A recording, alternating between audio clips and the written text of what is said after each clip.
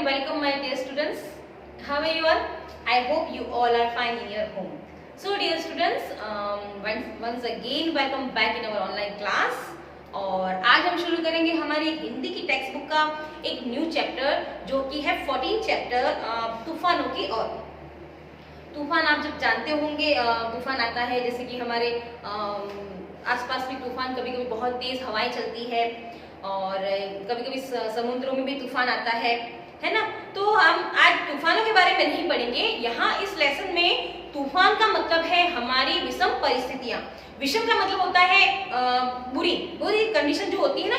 कभी कभी इंसान जो है बहुत ही खुश होता है, कभी कभी इंसान बहुत दुखी होता है ना। कभी कभी इंसान की लाइफ में ऐसे मोड़ आते हैं जब वो बहुत दुखी होता है, उसको कहीं से कोई हेल्प नहीं मिलती है लाइक, तो वो होती है विषम परिस्थितियां। ओके, तो इस लेसन में हम तूफानों का मतलब भी क्या है, विषम परिस्थितियां। ओके, तो विषम परिस्थितियों का जो है उसका सामना हम किस प्रकार से कर सकते हैं, किस तरह से विषम परिस्थितियों से लड़कर हम आगे बढ़ सकते हैं और किस तरह हमें बुरी जो स्थिति आती है हमारी या कोई हमारे बुरी कंडीशन आती है तो हमें डरना नहीं चाहिए, उसका सामना करना चाहिए। ओके, तो ये लेसन बेटा पूरी उसी पे डिपेंड करता है आपका कि आपको किस तरह से जो आपकी बुरी कंडीशंस को है वो फाइट करना है और आगे बढ़ना है। ओके, तो चलिए हम शुरू करते हैं आज का आपका न्यू चैप्टर 14 चैप्टर तूफानों की ओर। Page number 77। Okay, text book open कर, आई होप आप सबने कर ली होगी। तो चलिए शुरू करते हैं। तूफानों की ओर घुमा दो नाविक निज पतवार।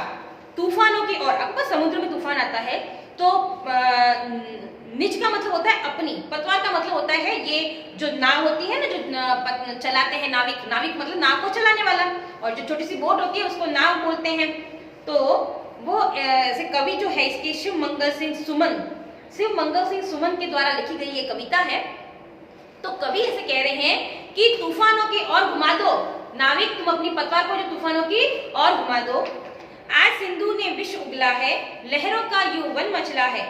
आज हृदय में और सिंधु में साथ उठा है ज्वार, तूफानों की ओर घुमा दो नाविक निज पतवार। देखो, आज सिंधु ने विष उगला है, मतलब सिंधु जो सिंधु सागर है, सिंध महासागर जो है वो बहुत बड़ा सागर, तो उसमें क्या हुआ है, आज विष उगला है। विष उगला का मतलब उसमें बहुत तेज तूफान आया है, वो अपना विष उगल रहा है, मतलब अपना जो पूरा क्रोध है ना वो निकाल रहा है। तो जब सागर क्रोध निकालता है तो आप सोच सकते हो कि कितनी ऊंची ऊंची जो है लहरें उठती है, कितना मतलब कोई इसका सामना नहीं कर सकता। ओके, तो ये लहरों का यौवन मतलब लहरें अपनी चरम सीमा पे उछल रही है, मतलब बहुत बड़ी बड़ी लहरें उठ रही है क्योंकि सिंधु ने विष उगला है, सिंधु अपना क्रोध निकाल रहा है। और जब सागर क्रोध निकालता है तो वो कैसे निकालेगा, लहरें उठाएगा जोर जोर से, है ना। तो लहरें उठेगी जोर जोर से। तो आज हृदय में और सिंधु में साथ उठा है ज्वार। आज हृदय में, हमारे हृदय में और सिंधु सागर में एक साथ तूफान उठा है, तो तूफानों की ओर घुमा दो नाविक निज पतवार। अब मैं आपको बता देती हूँ। देखिए, अब एक्चुअली यहाँ पर कहने का मतलब ये नहीं है कि किसी समुद्र में तूफान उठा है और हम उसको तूफानों की ओर हम जा रहे हैं, दिस इज रॉन्ग। यहाँ पे बेटा कविता में एक्चुअली क्या होता है, हमको सलार्थ की जगह पे हमको भावार्थ पे ध्यान देना पड़ता है। अब देखो, इसका भावार्थ ये है कि कवि हमें ये कह रहे हैं कि आज सिंधु में विष उगला है, मतलब आज जो हमारे आसपास हमारा जो जीवन है उसमें बहुत सारी विषम परिस्थितियां आई है, यानी हमारे सामने बहुत सारे दुख आए हैं, है ना, हम बहुत दुखी हैं। तो आज जो दुख है ना वो अपनी चरम सीमा पे, यानी हमको बहुत परेशान कर रहा है, लेकिन फिर भी हमको क्या करना है, हार नहीं माननी है। हमें क्या करना है, उस दुख का क्या करना है, हंसते हुए सामना करना है। ओके, अब नेक्स्ट पैराग्राफ। लहरों से कुछ स्वर में बोलो, लहरों के स्वर में कुछ बोलो, इस अजड़ में साहस तोलो, कभी कभी मिलता जीवन में तूफानों का प्यार, तूफानों की ओर घुमा दो नाविक निज पतवार। अब देखो, जैसे लहरों के स्वर में बोलो, जिस तरह से सिंधु की लहरें उठती है बड़ी बड़ी, आप भी उसी विषम परिस्थितियों का सामना इतनी साहस से करो, है ना। आप अपने हिम्मत को, अपनी साहस को कभी मत छोड़ो, आप डेयरिंग रखो, आप हर चीज का सामना अच्छे से कर सकते हो। और देखना, जब आप परिस्थिति के सामने विषय से खड़े रहोगे ना, यानी आप उसका सामना अच्छे से करोगे ना, तो परिस्थितियां भी अपना घुटने टेक देगी, यानी दुख भी कितने टाइम तक आपको दुखी करेगा, है ना। तो दुख भी ज्यादा टाइम तक आपको दुखी नहीं करेगा तब जब आप उसका सामना अच्छे से कर पाओ। ओके, तो आपको कोई भी चिंता करने की आवश्यकता नहीं है। आप कभी कभी जो जीवन में मिलता है ऐसा तूफान, तो कभी कभी जीवन में हमारे हर टाइम दुख नहीं आता है। हर एक की जिंदगी में देखो बेटा, कभी खुशी होती है तो कभी गम होता है ना। तो हर टाइम तो गम रहेगा नहीं, भगवान की कृपा से वो गम भी हटेगा। हमारे साहस से हम उस गम को हटाने की कोशिश करेंगे। और देखना बेटा, जो इंसान साहस करता है ना, बुरी परिस्थितियों को निपटने का साहस रखता है, एक जुनून रखता है, जो अपने साहस को कभी खोता नहीं है ना, भगवान हमेशा उसकी ही मदद करते हैं, है ना। तो आपको क्या करना है, ऐसी जो बड़ी बड़ी लहरों के समान जो विपरीत परिस्थितियां हमारे जीवन में आ रही है, उसका हमें साहस के साथ सामना करना है। Okay, now next third paragraph. यह असीम निज सीमा जाने, सागर को भी यह पहचाने, मिट्टी के पुतले मानव ने कब न मानी हार, तूफानों की और घुमा दो नाविक निज पतवार। अब देखो, असीम, असीम का मतलब होता है बहुत बड़ा, जिसकी कोई सीमा नहीं होती है ना। तो सागर को भी ये पहचाने। देखो अब जो है ना, एक समुद्र की जो सीमा होती है बेटा, है ना, एक सीमा, समुद्र की कोई को तो सीमा होती है, हालांकि इतना बड़ा होता है समुद्र कि हमको वो दिखता नहीं है, परंतु आखिर समुद्र भी कहीं ना कहीं जाकर तो खत्म होता है कि नहीं होता है। तो कहने का मतलब ये कि जब इतना विशाल समुद्र है वो भी कहीं ना कहीं जाकर खत्म होगा, तो हमारा भी कितना भी बड़ा दुख हो वो भी आखिर कभी ना कभी क्या होगा, खत्म होगा, है ना। तो आपको चिंता करने की आवश्यकता नहीं है। जिस तरह समुद्र की असीम सीमा जो है वो खत्म होती है कहीं ना कहीं, उसी तरह हमारा दुख की भी कितनी भी बड़ी सीमा हो वो भी आखिर कभी ना कभी अवश्य खत्म होगी। मिट्टी के पुतले मानव ने कभी न मानी हार है, मतलब मिट्टी का ये पुतला जो हमारा शरीर है ना, ऐसे कहा गया है बेटा कि हमारा जो शरीर है ना वो पंच तत्वों से मिलकर बना है ना।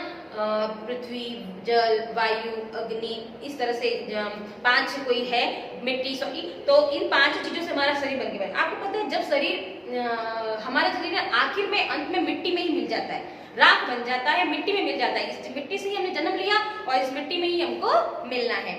कैसे, अब आप सोच रहे होंगे, आप भी छोटे हो, 5th क्लास में हो, इतना समझ नहीं पाते हो, तो मैं आपको बता दूं कि जैसे इंसान मरता है तो मरने पर उसका अंतिम संस्कार किया जाता है। तो जैसे अलग अलग घर में अलग अलग तरह से होता है। लाइक हमारे हिंदू धर्म में क्या करते हैं, मरने के बाद इंसान को जलाते हैं। तो जैसे इंसान जलता है ना बेटा, उसकी क्या बच जाती है, सिर्फ राख बच जाती है, वो राख मिट्टी में मिल जाती है। इसीलिए कहा गया है कि इंसान का जो ये शरीर है वो मिट्टी का बना हुआ है, मिट्टी का पुतला है ये इंसान, है ना, क्योंकि जब ये पुतला जलेगा आखिर उसको मिट्टी में ही मिलना है, इसीलिए इसको उपमा दी गई है मिट्टी का पुतला। ओके, तो मिट्टी का जो पुतला है ना बेटा, पर इसने मिट्टी के पुतले ने यानी कि मानव ने कभी किसी से हार नहीं मानी है। हर परिस्थिति का सामना आखिर इंसान नहीं किया है। चाहे देख लो, अब कुछ भी देख लो, जैसे कहीं पे तूफान आता है, कहीं पे बिजली गिरती है, कहीं पे बाढ़ आती है, कहीं पे सूखा पड़ता है, कुछ भी होता है इस दुनिया में, कुछ भी ट्रेजेडी होती है या बहुत बहुत बड़े बड़े एक्सीडेंट्स होते हैं कहीं पे भी, आखिर सब कौन हैंडल करता है, मानव ही हैंडल करता है। बहुत सारे मानव मरते हैं लेकिन आखिर उस पर जीत कौन पाता है, मानव ही पाता है। इसीलिए भगवान ने मानव को, मिट्टी के पुतले को ही इतनी ताकत दी है कि वो हर परिस्थिति का सामना कर सकता है, इसलिए मानव कभी भी हार नहीं मानता। नाउ नेक्स्ट, सागर की अपनी क्षमता है पर मांझी भी कब थमता है, जब तक सांसों में स्पंदन है उसका हाथ नहीं रुकता है। नेक्स्ट पैराग्राफ जो है आपका कि सागर जो होता है ना, समुद्र बहुत कैपेबल होता है, बहुत क्षमता होती है उसके अंदर। लाइक उसकी लहरें इतनी स्ट्रांग होती है कि वो किसी को भी एक ने साथ, मतलब बड़ी बड़ी बोट को अपने साथ खींचकर ले जाती है, बड़ी से बड़ी। जैसे देखो टाइटैनिक देख लो, आप जानते होंगे टाइटैनिक देखी भी होगी आपने, टाइटैनिक किसी बच्चे ने नहीं देखी हो तो मैं आपको बता देती हूँ कि सबसे बड़ी जो जहाज थी टाइटैनिक, इतने लोग उसके अंदर थे, वो भी सागर के आगे नहीं टिक पाई थी, वो भी डूब गई थी समुद्र के आगे। तो समुद्र बहुत स्ट्रांग होता है ना, उसकी क्षमता के आगे कोई बोट, कोई जहाज, कुछ भी नहीं टिक पाता। पर मांझी कब थकता है, देखो अब मांझी मतलब छोटी सी बोट चलाने वाला। अगर सागर बहुत बड़ा है और बेचारा नाविक अपनी पतवार को चला रहा है, लेकिन फिर भी वो अपनी पतवार को ठीक कॉर्नर पर लेकर ही जाएगा, कोई बीच में रुकेगा तो है नहीं, वो थकेगा तो है नहीं, थक जाएगा लेकिन थक के भी वापस क्या करेगा, अपनी बोट को चलाएगा। इसलिए चलाएगा क्योंकि उसको कहाँ जाना है, अपने सीमा पर जाना है, उसको अपने तट पर जाना है, उसको बाहर निकलना है समुद्र से, है ना।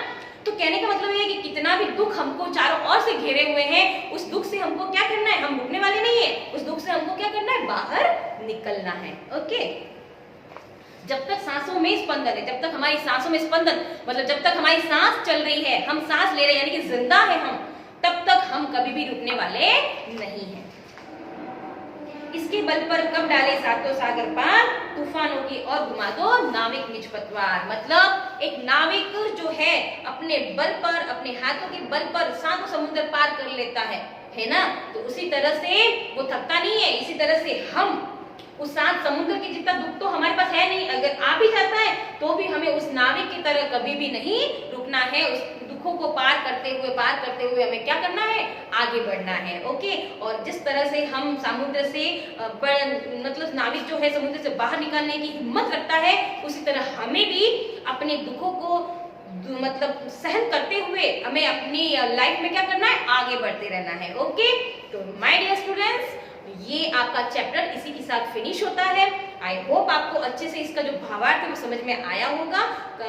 लास्ट में इसकी सिर्फ एक लाइन में मैं आपको भावार्थ बताऊंगी कि पूरी चैप्टर का सिर्फ कवि ने इतना बताया है कि आपको अपनी लाइफ में, जिंदगी में दुखों से घबराना नहीं है, हमें हंसते हुए हर दुख का सामना करते हुए आगे बढ़ते रहना है। ओके, तो आई होप आप सब भी इसी तरह से आगे बढ़ते रहोगे हंसते हंसते।